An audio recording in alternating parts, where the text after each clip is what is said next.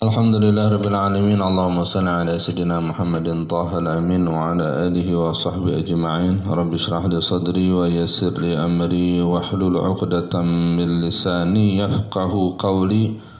Saddid lisani wa hdi qalbi bihaqqi Sayyidina Muhammad sallallahu alaihi wasallam. Kenapa sih ngaji melulu? Ngaji lagi. Kenapa? Dikatakan al-insan hayawanun natiq. Manusia itu adalah hewan yang berkomunikasi lewat berbicara. Maka kalau kita ingin mempengaruhi orang, alat komunikasi yang paling efektif adalah bicara. Bisa juga membaca. Nah, kita ini ingin dipengaruhi menjadi hamba yang soleh, hamba yang bertakwa, hamba yang taat, atau yang tidak taat. Kemana visi misi hidup kita? Kalau visi misi kehidupan kita untuk menjadi hamba Allah yang taat, kudu mau dipengaruhi ayat-ayat, hadis-hadis, kalam ulama yang membuat kita semakin bergairah beribadah kepada Allah Subhanahu wa Ta'ala. Maka salah satu menjaga istiqomah itu adalah berkawan. Maka sebaik-baiknya kawan adalah yang taat. Maka susah cari kawan yang taat. Maka adanya kitab ulama. Maka hadir di majelis ta'lim, di majelis ilmu, mendengarkan kalam ulama, membicarakan ayat yang pernah disampaikan oleh Rasulullah SAW, dijelaskan sahabat dan tabi'in sama solehin sama pencetak kitab ini. Maka diharapkan kita terpengaruh sehingga bisa istiqomah dalam ibadah. Itu tujuannya. Maka kalau kita ingin mencapai sesuatu cita-cita, ya kita harus cari pengaruh untuk kita itu apa. Seorang pedagang dia ingin sukses, maka dia belajar, dimotivasiin oleh orang yang sukses dalam dagangnya. Maka kalau kita ridha diajak jadi hamba yang taat, maka kita harus puas ya, dipengaruhi oleh kitab-kitab para ulama. Maka risalah ini adalah salah satu cara untuk membuat kita dipengaruhi hal-hal yang baik. Pada pertemuan sebelumnya kita telah membahas apa yang dilakukan antara maghrib dan isya, dan ini waktu yang paling mulia, paling mahal ya. Kita ulang sedikit. Bismillahirrahmanirrahim. Qala radhiyallahu anhu, wa min zalika, dan di antara waktu-waktu yang utama untuk beribadah yang dianjurkan kita menghidupkannya adalah as-salatu bainal maghrib wal isya, salat antara maghrib dan isya. Wa aktsaruha 20 rak'atan, dan paling banyaknya ada 20 rakaat.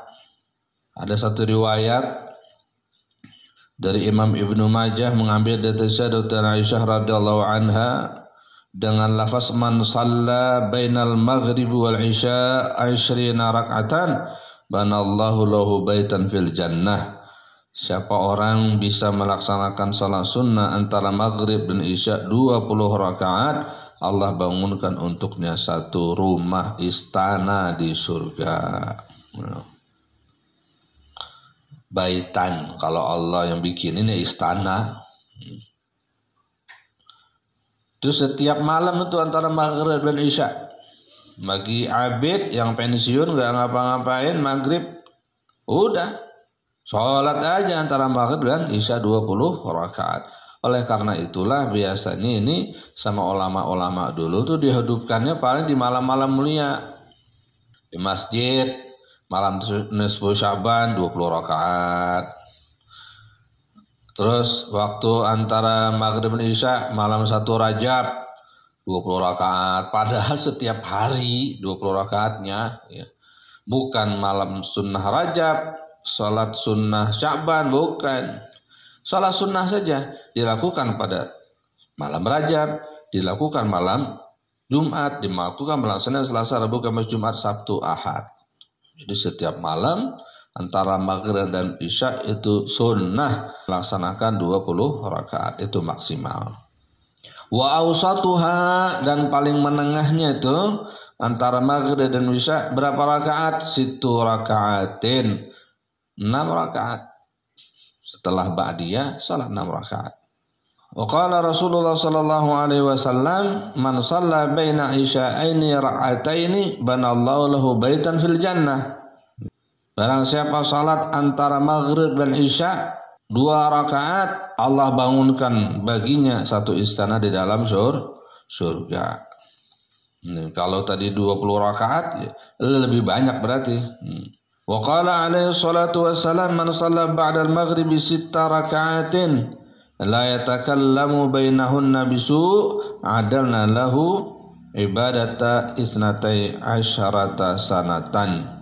Barang siapa salat setelah maghrib 6 rakaat, la yatakallamu bainahunna bisu', enggak ada omongan yang jelek tuh, enggak ada bertengkar ya, enggak ada omongan yang enggak baik antara maghrib dan isya.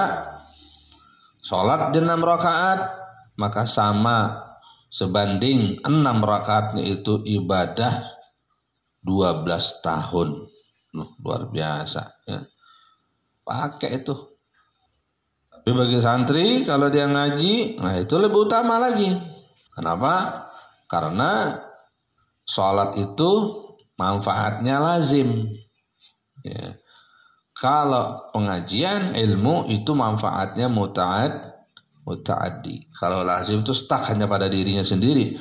Kalau muta'addi itu menebar keluar. Ya, karena ilmu itu bisa disebarkan dan menggenerasi ke keturunan selanjutnya lewat pengajian. Makanya dia mahal nilai belajar itu. Kalau nggak ada pengajian, maka sholatlah antara maghrib dan isya. Jadi kondangan-kondangan itu bagusnya ya setelah isya aja atau sebelum itu. Nah waktunya mahal. Paling bagus. Wa minas sunnah, dan sungguh dari bagian sunnah ihya ma bainal isya'aini, menghidupkan dengan ibadah antara waktu setelah maghrib dan isya ini. Wa qad warada fi fadlihi akhbarun, dan banyak ya tentang keutamaan ibadah antara maghrib dan isya ini hadis dan asar. Wa hasbuka, cukuplah sedikit keterangan ini kata Habibullah Haddad ya untuk menyemangati kita. Wa hasbuka min dzalika anna Ahmad bin Abi al-Hawari, tambahan untuk penyemangat kita bagaimana memuliakan antara maghrib dan isya, jangan sampai melakukan sesuatu yang kosong-kosong saja. Syawara Syekhahu Abu Sulaiman rahimahumullah ta'ala, pernah terjadi musyawarah, bertanya seorang murid Ahmad bin Abil al-Hawari kepada gurunya Abu Sulaiman. Sulaiman apa? Sulaiman Ad-Darani, yang ahli tahajud. Ya. Ahmad bin Abi al-Hawari ini orang Damaskus, wafat 230 Hijriah. Beliau bertanya kepada gurunya, fi ayyasuman nahar au yuhya ma baina isya'ain. Saya ini bagusnya puasa di siang hari atau menghidupkan antara maghrib dan isya. Faqala, maka gurunya menjawab, ijma' bainahuma, kumpulin puasa juga, hidupkan juga antara maghrib dan isya. Kata muridnya begini, la astati'u, saya enggak bisa guru, li'anni mata sumtu istaghaltu bil iftar fi hadzal waqti, karena saya ini kalau saya puasa saya bakal sibuk dengan urusan buka itu antara maghrib dan isya ini waktunya. Jadi habis sholat maghrib ya saya buru-buru makan. Udah makan ya nggak lama habis waktunya. Qala lahu, maka Gurunya bilang, "Idza lam tastati' an tajma'ahuma fada' siyaman nahar." Bila kamu tidak bisa mengumpulkan keduanya, puasa dan menghidupkan antara maghrib dan isya, maksudnya puasa sunnah, fada' siyaman nahar, tinggalin puasa sunnah siang itu. Wa ahima bainal isya'aini, hidupkan waktu antara maghrib dan isya dengan ibadah. Itu lebih utama ketimbang puasa tapi enggak ngapa-ngapain antara maghrib dan isya. Dikalahin tuh puasanya. Artinya apa? Antara maghrib dan isya jangan kosong. Maka usahakan kamu santri khususnya, kalau jamaah yang mendengar ya, silakan pilih. Jangan kondangan antara maghrib dan isya. Isi ibadah tuh, baca Al-Quran, sholat tadi tuh 20 rakaat atau enggak 6 rakaat baca Al-Quran. Karena itu sangat mulia. Kalau kita nggak pernah merubah diri kita, ngikutin kalam ulama seperti ini, ya kita akan begitu terus. Tapi kan lagi rame-ramenya. Nah emang apalagi kalau kita mau terus nyinggung dengan hadis Nabi sallallahu alaihi wasallam, dikatakan ketika maghrib itu intasyara syayatin, syaitan lagi gentayangan, ala kita saingan gitu.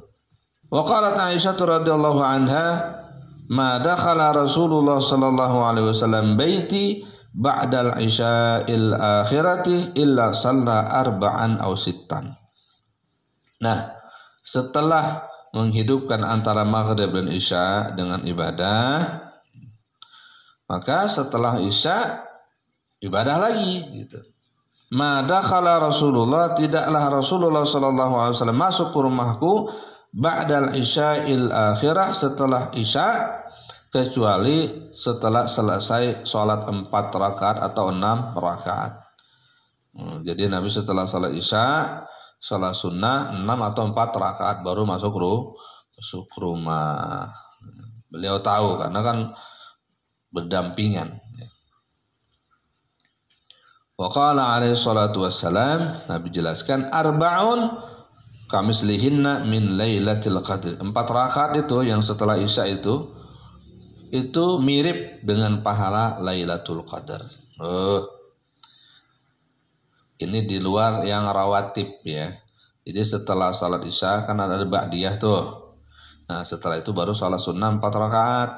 Jadi kalau digabungin jadi 6 dong dia. Makanya dia bilang 4 atau 6 rakaat.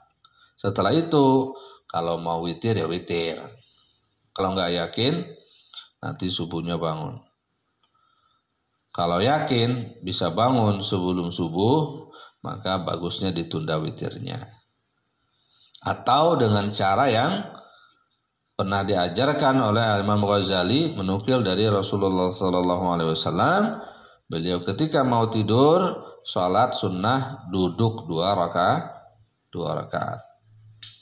Karena Rasulullah SAW yusalli ba'dal isya'il akhirati 4 raka'atin summa yanamu. Kitab Ihya.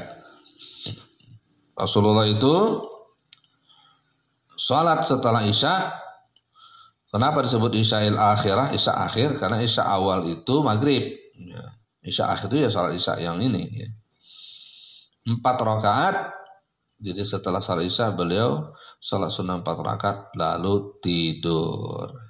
Kalau kita masih berkegiatan, karena kalau habis isya langsung tidur, wah kayaknya sayang banget katanya. Padahal yang sayang itu kita buang-buang waktu tanpa ada kemanfaatan. Makanya kita buat ngaji, habis ngaji udah tidur malam itu. Nggak usah kerjaan yang lain-lain lagi. Jadi bangunnya terprogram, waktunya bagus untuk bangun sholat subuhnya jam 4, setengah 4 udah bangun. Allah bertaufik hatta nafik. Inilah amalan-amalan yang dianjurkan, diajarkan untuk kita ikuti. Hidupkan antara maghrib dan isya, kemudian setelah salat isya, salat 4 rakaat atau 6 rakaat, kemudian tidur. Iqra.